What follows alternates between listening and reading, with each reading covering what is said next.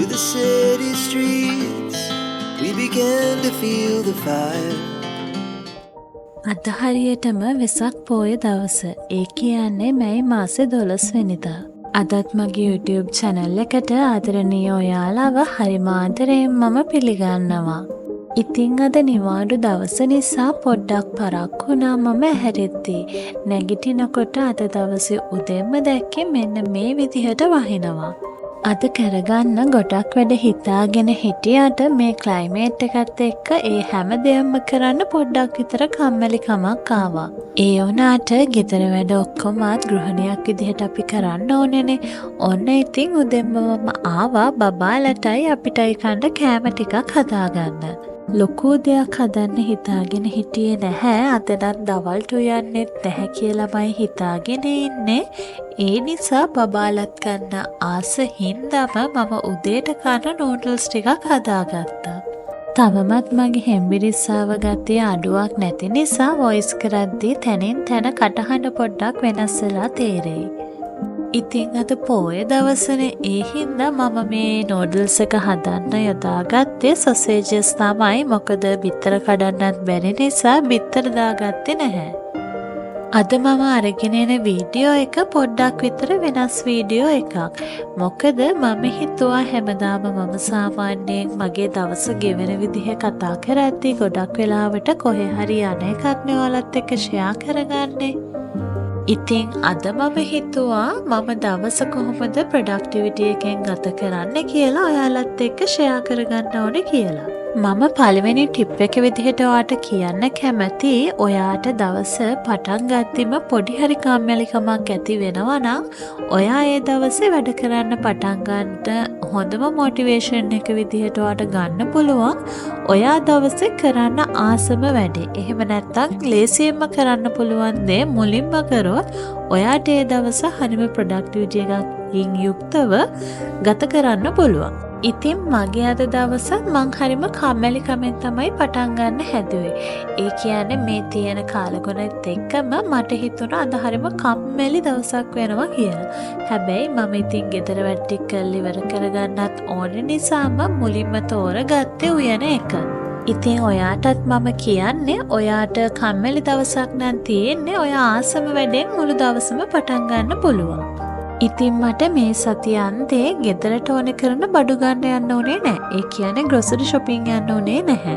මොකද මට ඒකට වෙලාවක් තිබුණේ නැති නිසා. ඉතින් මම අද මේ නූඩල්ස් එක හදන්නේ ගෙදර ඉතුරු වෙලා තියෙන එළවලු ಜಾති ටිකක් දාලා. ඉතින් ඔයාලට මම තව එක පොඩි ටිප් එකක් කියන්නද? ඔයාලට ගෙදර මොනවා හරි නැත්තම් ඔයාට කරන්න ඕනේ දේ කරගන්න අවශ්‍ය අමුද්‍රව්‍ය නැත්තම් හැබැයි ඔයා ඒක කරන්නේ නැහැ කියලා අතරින්න එපා කොයිම වෙලාවකවත්. විශේෂයෙන්ම කෑම જાතියක් වගේ හදද්දී ඔයාට ඒක හදන්න ඕනේ. ඒ වුණාට ඒකට අවශ්‍ය බඩු වලින් කොටසක් නැහැ කියලා ඔයා ඒ දේ හදන එක නවත්තන්න එපා. ඔයාට තියෙන බඩු වලින් ඔයාට පුළුවන් රසටේ කෑම එක හදන්න කියලා හිතාගෙන ඔයා ඒ කෑම එක හදන්න ගත්තොත් ඔයාට පුළුවන් ඔයා ගාව තියෙන දේවල් වලින් පරිමහගෙන ඔයාට ඕනේ විදිහට ඒ කෑම එක හදාගන්න. මේ කියන දේ කෑම වලටම අයිති දෙයක් නෙමෙයි. ඕනෙම වැඩක් කරද්දී ඔයාට ඒ දේ කරගන්න මොනවම හරි පොඩි හරි දෙයක් අඩුයි නම් ඒ දේ අඩුයි කියලා ඒ මුළු වැඩේම මග අතහැරලා දාන්න එපා. මොකද ඔයාගේ ජීවිතේ ඔයාට එන ගොඩාක් තැන්වලදී ඔයාට වරදින ප්‍රධානම හේතුව තමයි මෙන්න මේක. ඔයාට දෙයක් නැහැ කියලා හිතලා ඔයා ඒ දේ අතහැරලා දාන එක ඔයාගේ ජීවිතේ තියෙන ලොකුම ෆේලියර් එකක් විදිහට තමයි මම නම් දකින්නේ. ඔන්න ඉතින් කතාවෙන් කතාව මම එළවලු ටික සුද්ධ කරගෙන මේ විදිහට කපා ගත්තා. අද මල් ළඟ ලීක්ස්වත් බෝංචිවත් තිබ්බේ නැහැ. බෝංචි ඇත්තටම හරිම පොඩි ප්‍රමාණයක් තමයි තිබ්බේ. ඒ තියෙන ටිකත් අරගෙන තමයි මම මේ විදිහට මේක හදන්න පටන් ගත්තේ. අද දවසේ ඔයාලා මොකද කරේ කියලා ඔයාලත් පහලින් කමෙන්ට් එකක් දාගෙන යන්න. මොකද ඉතින් අද වෙසක් දවසනේ ඔයාලා දන්සල් වැන්දද කොහොමද කියලා මටත් ආසයි දැනගන්න. ඉතින් මේ වීඩියෝ එකට වොයිස් ඕවර් එකත් මම අදම කරන්න හිතුනේ. මොකද ඉක්මනට මේ වීඩියෝ එක ඔයාලත් එක්ක ෂෙයා කරගන්න ආස වුණ හින්දා. පහුගිය ටිකේම මට එක දිගට වීඩියෝස් දානවා කියලා හිතාගෙන හිටියට වීඩියෝස් දාන්න උනේ නැහැ තිබිච්ච කාර්යබහුලත්වයත් එක්ක. ඉතින් මං දැන් හිතාගෙන ඉන්නවා ඉස්සරහට නම් දිගටම සතියට වීඩියෝස් දෙකක්වත් අඩුම තරමේ අප්ලෝඩ් කරන්න ඕනේ කියලා. ඒ විතරක් නෙමෙයි මම සාමාන්‍යයෙන් ඔයාලත් එක්ක ෂෙයා කරගන්න වීඩියෝ පැත්තකින් එහාට ගිහිල්ලා ඔයාලට ජීවිතේට ඕන කරන දේවල් ඒ වගේම උයන පිහින ක්‍රම මේ වගේ ගොඩක් දේවල් ඉස්සරහට වීඩියෝස් වලින් අරගෙන එන්නත් හිතාගෙන ඉන්නවා. ඔයා මගේ channel එක බලන්නේ අදම නම් ඔයා මගේ channel එකට අලුත් කෙනෙක් නම් මාව subscribe කරලා මගේ වීඩියෝස් වලට like comment කරන්න කියලාත් හරිම ආදරයෙන් ඉල්ලනවා. ඒ විතරක් නෙමෙයි මගේ WhatsApp channel එකටත් ඔයාලට හරිම ආදරයෙන් මම ආරාධනා කරනවා.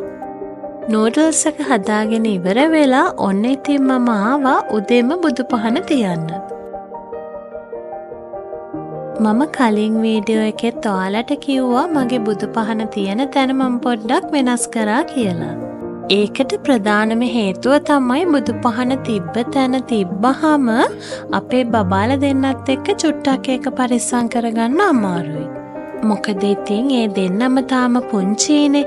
ඒ දෙන්නගෙන් ඒක පරිස්සම් කරගන්න අමාරු නිසාම තමයි මම බුදු පහන තියෙන තැන පොඩ්ඩක් වෙනස් කරලා මේ විදිහට හදාගත්තේ. මගේ channel එකේ මුලින් ඉඳන්ම ඉන්න කෙනෙක් නම් දන්නවා මම හරිම ආසයි මේ කොළ පාටට කියලා. ඒ නිසා මම පුළුවන් හැම තැනකම වගේ මේ විදිහේ ඉන්ඩෝ ප්ලාන්ට්ස් නැත්තම් වෙන මොනවාම හරි පැල జాතියක් තියාගන්න ආසයි. ඔන්න ඉතින් ඒ වැඩ ඔක්කොම ඉවර කරලා මම ආව කාමරේ පොඩ්ඩක් අස් කරන්න කියලා හිතාගෙන.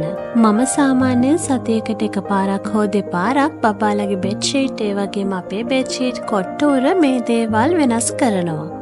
හැබැයි මට මේ වීක් එකේ ඒකට වෙලාවක් හම්බුනේ නැහැ. පහුගිය දවස් ටිකේම චුට්ටක් බිසි වෙච්ච නිසා.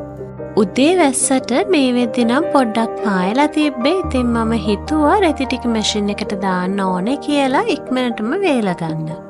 මම මේ විදිහට හොදන රෙදි ටික ඒ වගේම අවුවට දාන රෙදි මොනවද කියලා වෙන වෙනම වෙන් කරගත්තා. ඒ කියන්නේ මේ විදිහට බබාලගේ ඇඳන් වල යටට දාලා තියෙන රෙක්සින් වගේ කෑලි මම අද හොදගන්නේ නැහැ. මොකද ලොකුවට අවුවක් නැති නිසා.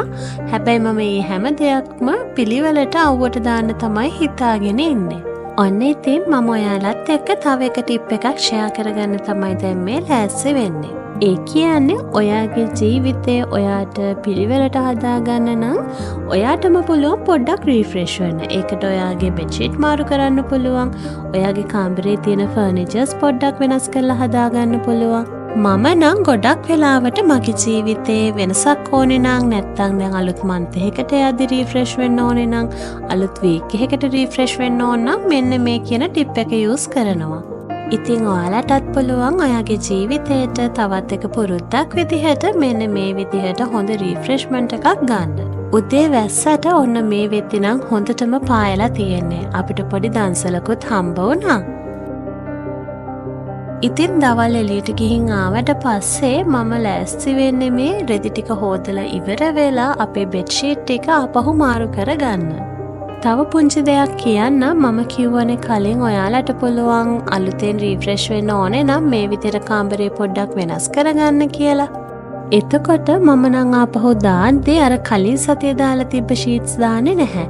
ඊට වඩා වෙනස් විදිහේ තියෙන වෙන ෂීට් එකක් තමයි මේකට යූස් කරන්නේ. ඒ වගේමයි මම කිව්වනේ ඔයාගේ කාමරේ තියෙන ෆර්නිචර්ස් පොඩ්ඩක් වෙනස් කරන්න පුළුවන් කියලා. ඒ කියන්නේ අලුතෙන්ම දේවල් ගන්න කියන එක නෙමෙයි ඔයාගේ රූම් එක ඇරේන්ජ් කරලා තියෙන විදිහ පොඩ්ඩක් එහෙට මෙහෙට කරලා වෙනස් කරගන්න කියන එකයි මම කිව්වේ. ඉතින් මේ විදිහට මේ දේවල් කරන ගමන් බබාලා දෙන්නවත් ළඟ තියාගෙන එයාලත් එක්කත් කතා කරන ගමන් තමයි මම මේ වැඩේ කරන්න පටන් ගත්තේ.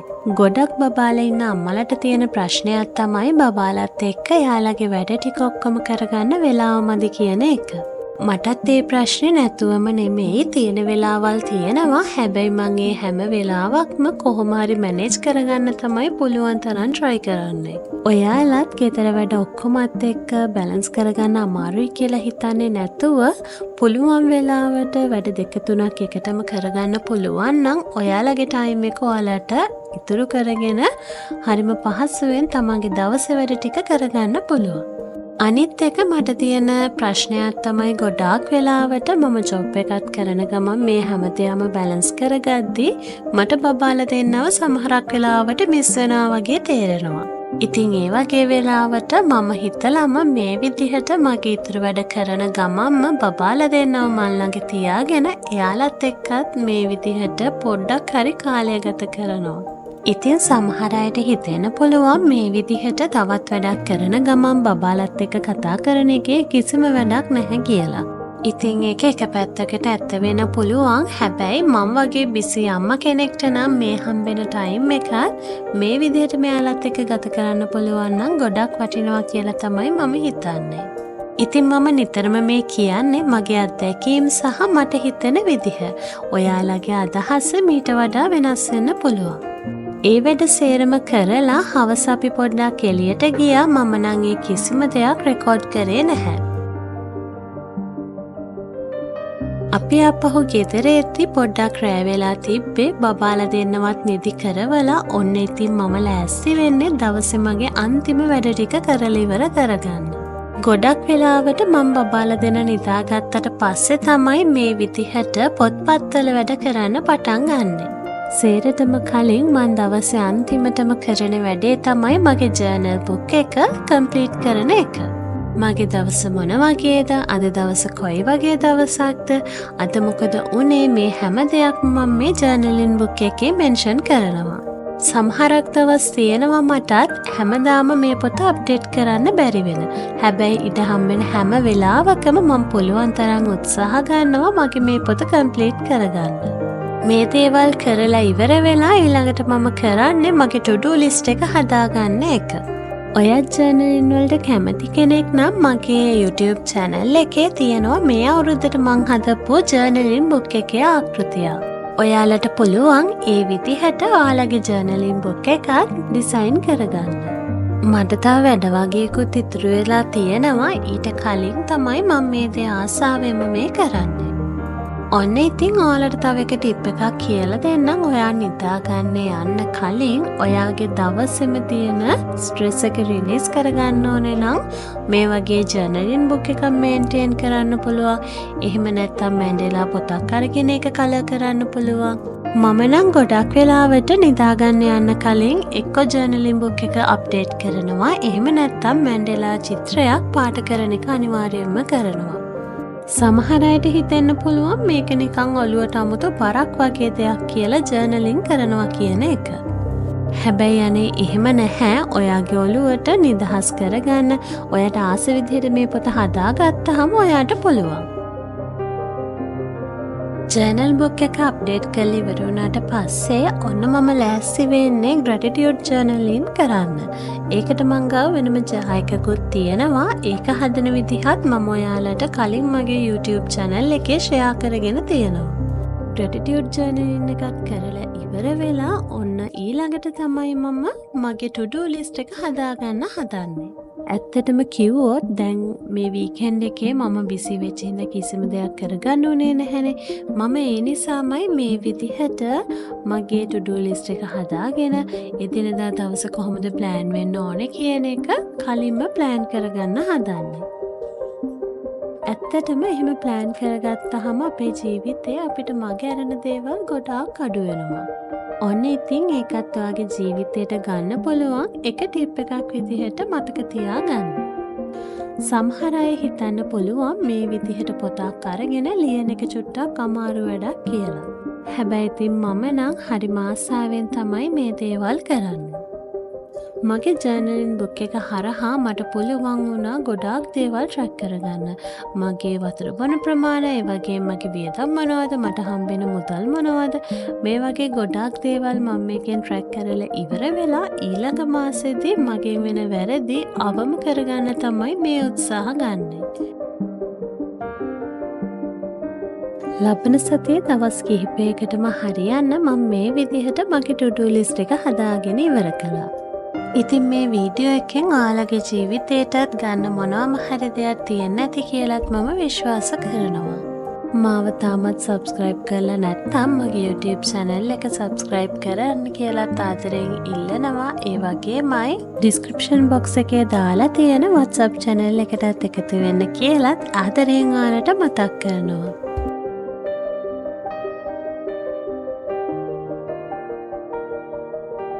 මේ වගේම ලස්සන වීඩියෝ එකකින් ආපහු හම්බෙනකන් ගිහින් එන්නම්. ඔයාලා හැමෝම සතුටින් පරිස්සමෙන් ඉන්න. ආදරේ.